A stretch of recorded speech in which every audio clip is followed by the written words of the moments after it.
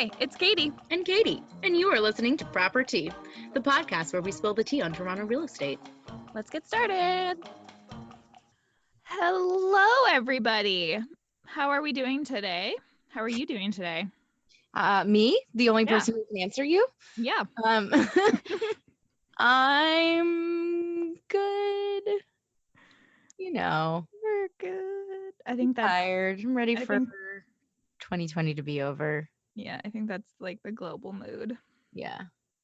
Yeah, I don't feel alone in this. I feel alone in that I can't go anywhere, do anything, or see anybody, but I don't feel alone in my depression. I definitely think I have some compadres. Yeah, for sure.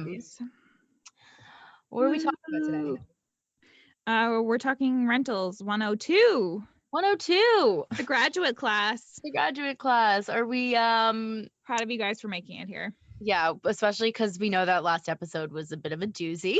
Yeah, She was it got a long long. one. Yeah, it got long. Unintentionally. Yeah, we just had a lot to say. And obviously there's still more because this is a pretty in-depth, complicated issue or subject, I guess. It's not really fair to call renting an issue. Yeah. Life. I take life that back. Please area. forgive.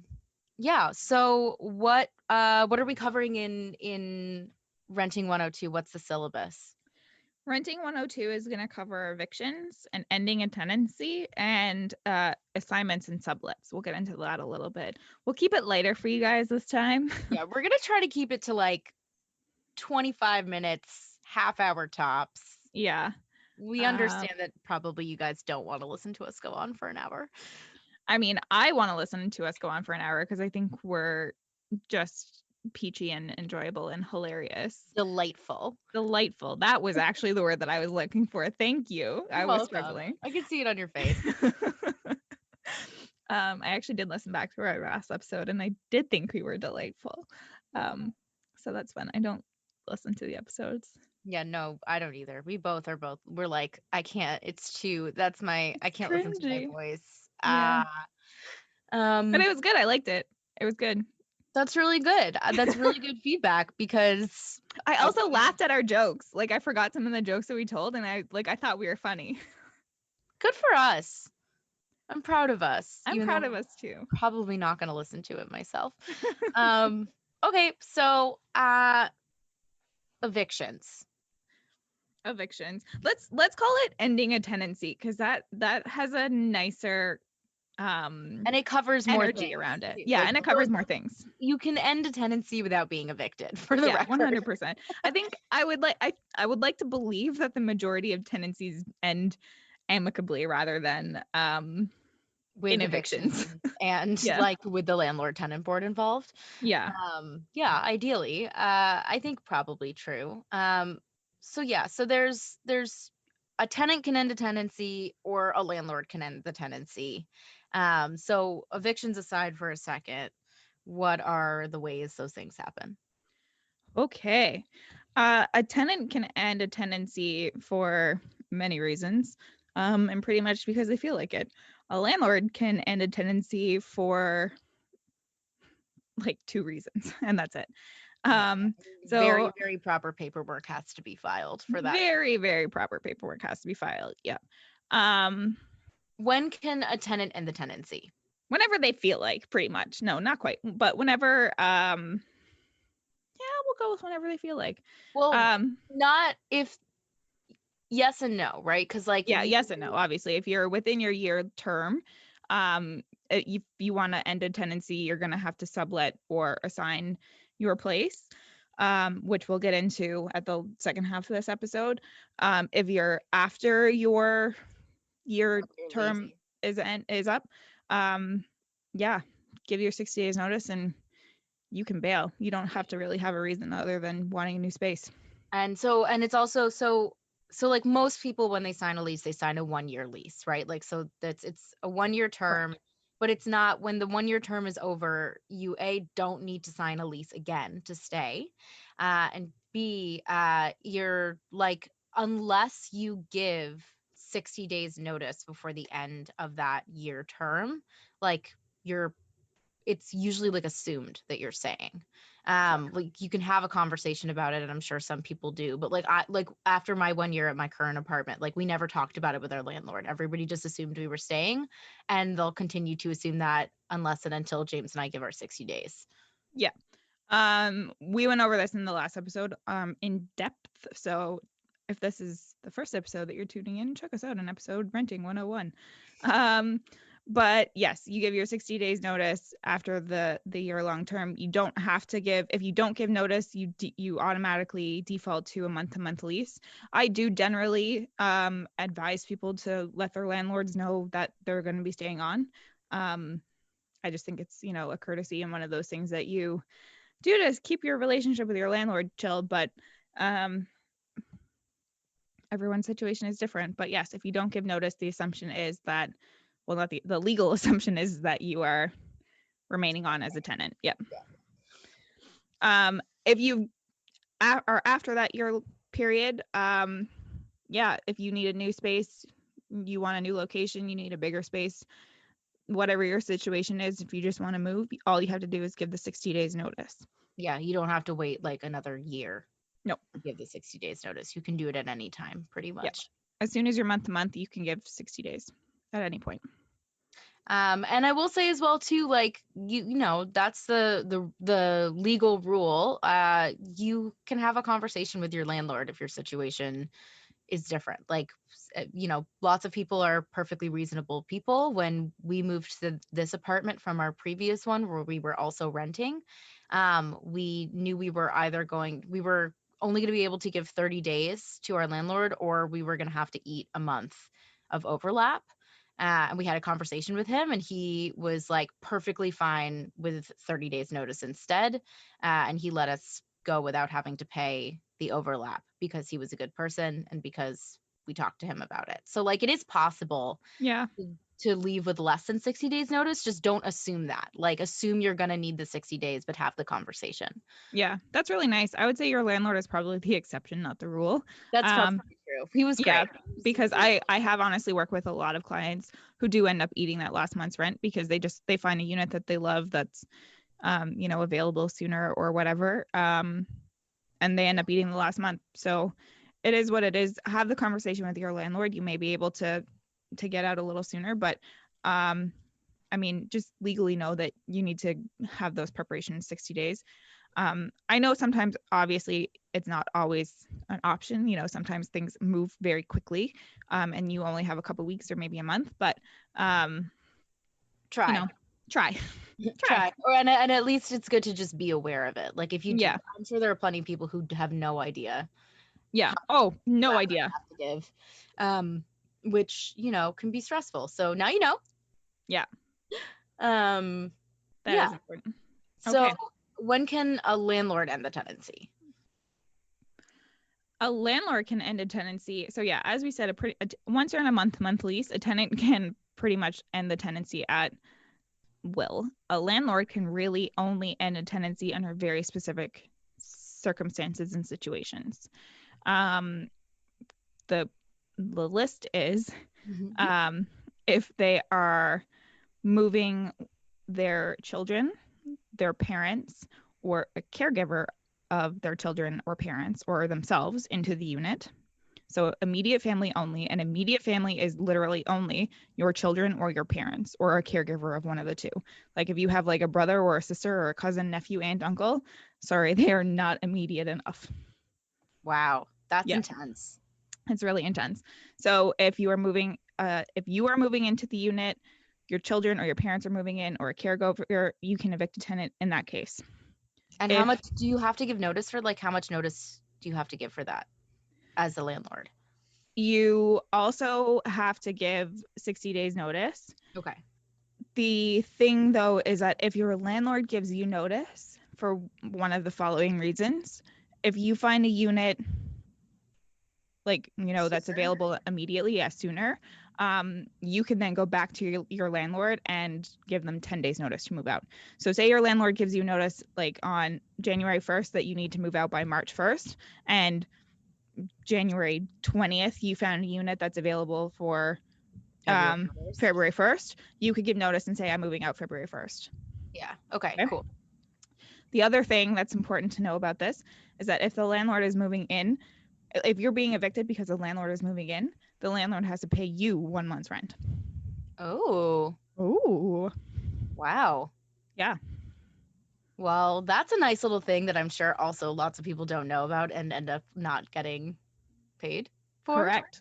I think in terms of like general knowledge of tenant law, this one is probably one of the more popular ones that is known. But yes, absolutely correct. A lot of people don't know that this is the case, or they don't know when it applies. They kind of know that in some situations landlords might have to pay them 1 month rent. But yes, the landlord owes you a month rent in this situation. The other situation, and this one is tricky for real estate agents and lawyers and buyers and sellers and everybody involved pretty much, is if the landlord sells the property and the buyer wants to move in. Okay. So if Okay. your landlord lists your property and you are still living there, they are legally allowed to do that. Okay. And they are legally allowed to do that before the end of your lease term, your 1-year lease term as well. Okay. So that's also important to know. Mhm. If you are still within your 1-year lease term, or if you are on a month-to-month lease and you wish to stay, you are allowed to do that. In that case, the seller has to sell the property tenanted, and the The buyer has to take over as your landlord, the buyer, essentially. essentially, yes. If the Whoa. Yep. If the buyer wants to move in themselves, like to buy the property, move in themselves, they have to provide like an affidavit saying that they're going to do so. I think the tenant would still be owed the 1 month's rent. Plus, that was not the case originally, but they have since changed that to now pretty much blanket. You need that. Um, and yeah, like it's so messy.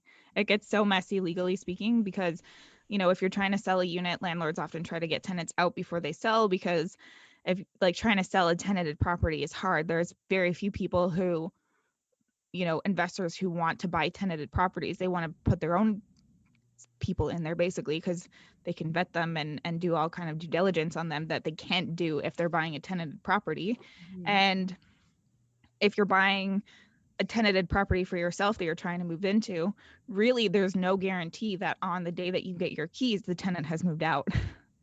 And you can't really force them to. So, I mean, like you can, but it becomes like a huge fucking ordeal with like the sheriff involvement and everything. Like it's absolutely wild.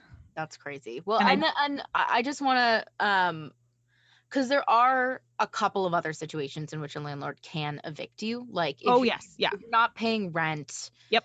if you're breaking shit, or if you're like super, super, super disruptive to anybody else who lives in the building, like that those are reasons that they would be allowed to evict you. But they still have to go through like some pretty intense processes to make all that happen. Correct. So in the case of non-payment of rent, a tenant has to not pay rent for, I think, 3 consecutive months before a landlord can start eviction process.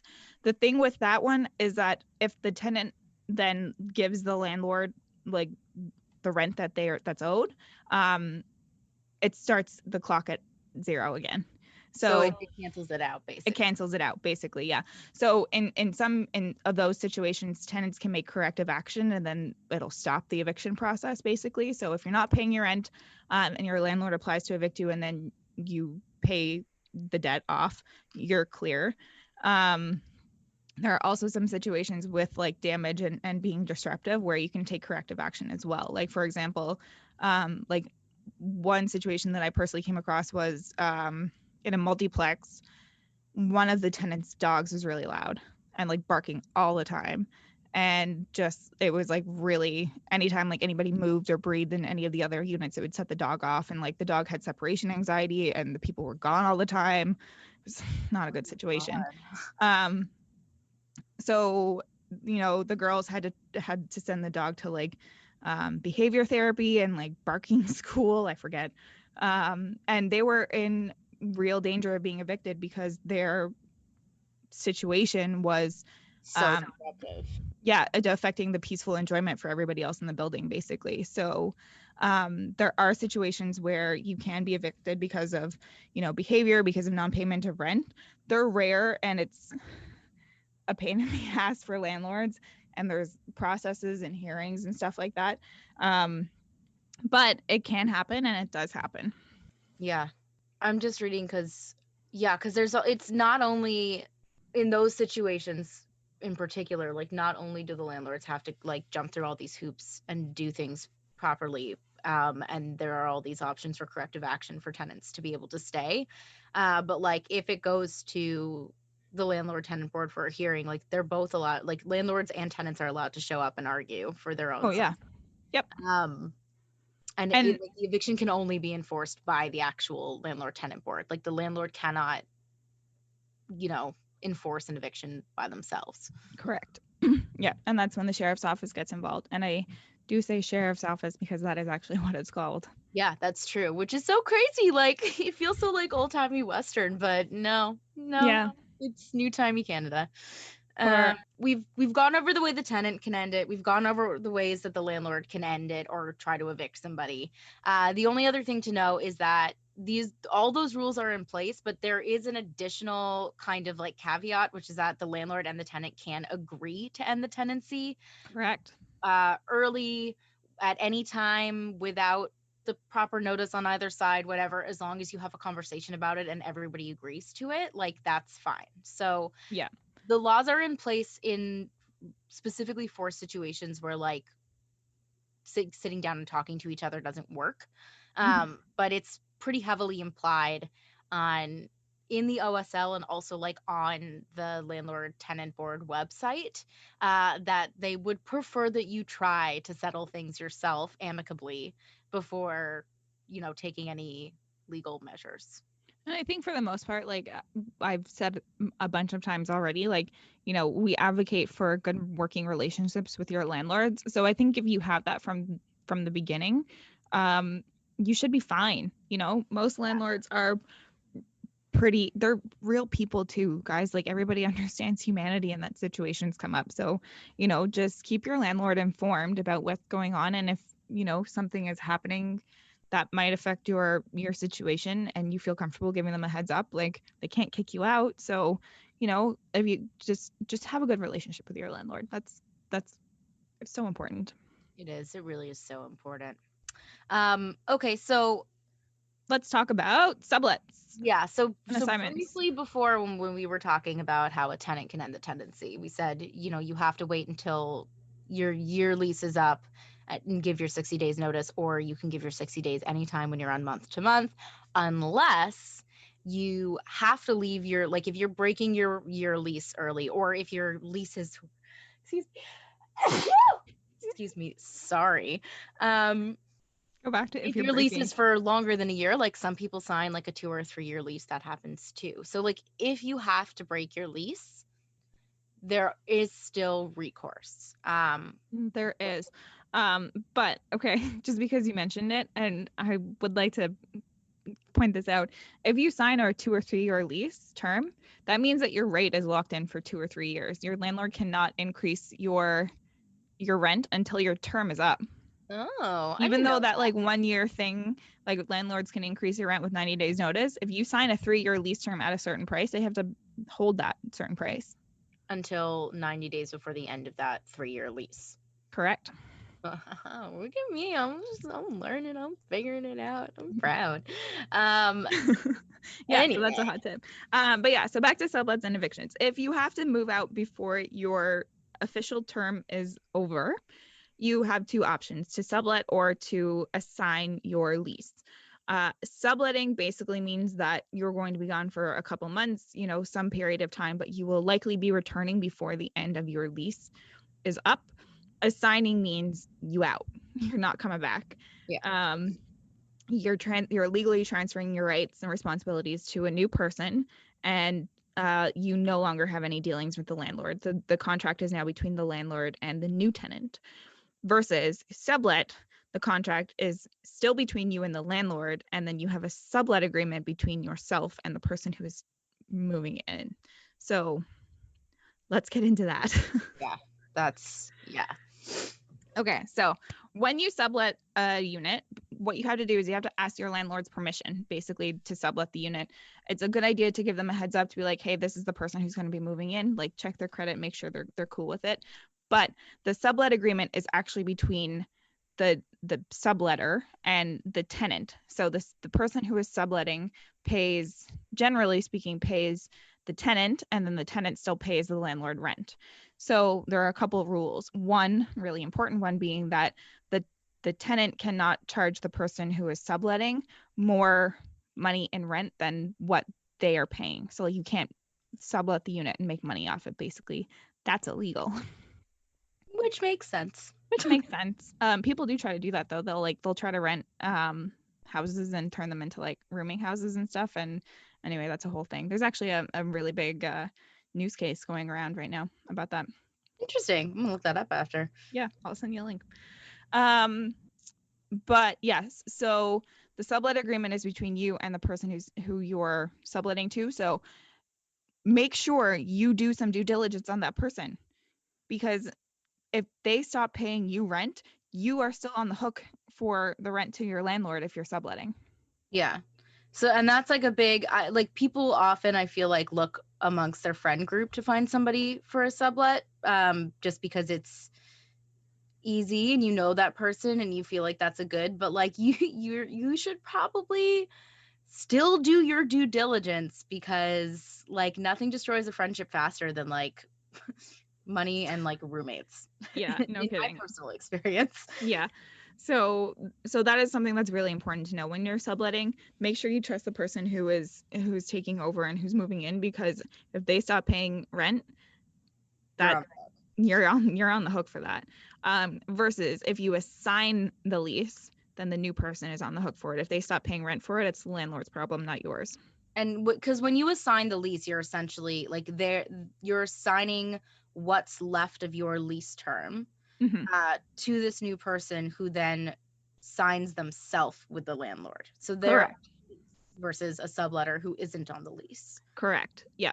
So all rights and responsibilities that are in the contract are just transferred over to the new person as is. Basically, there can't be any amendments or anything like that. It's just new person. That's it. Yeah, that makes sense. So like, and again, the reason why you would choose to sublet over an assignment, even if it sounds like subletting is a lot more risk, is if, like Katie said, you're coming back. So like, yeah, maybe you're, I don't know, I feel like it happens for students a lot. Like maybe they're going abroad for a semester, but they're coming back at the end of it and they want to be able to move back into their place and they'll sublet. yeah. I actually did that. I subletted for 4 months when I went to Western. Yeah. So yeah, it's fairly common practice, and it doesn't always turn out in tragedy. No, it doesn't at all. No, and honestly, I would say for the majority of the time, it doesn't end up in tragedy. It ends up working out really well for both parties. But I do think it's really important to know the difference between sublets and assignments, because if you are not planning on coming back, you want to assign that shit. You don't want to sublet. Yeah, you don't want to be responsible for it anymore. Like, transfer that responsibility and go live your new life, whatever the reason is that you are leaving your lease. Yeah. But yeah, it's not as complicated as it sounds, and pretty much aside from everything we've already said, the rule for both is like, talk to your landlord, let them know what the deal is, let them know, if you have to assign or you have to sublet, this is how long you're going to be gone for, or this is why you're leaving. Like, be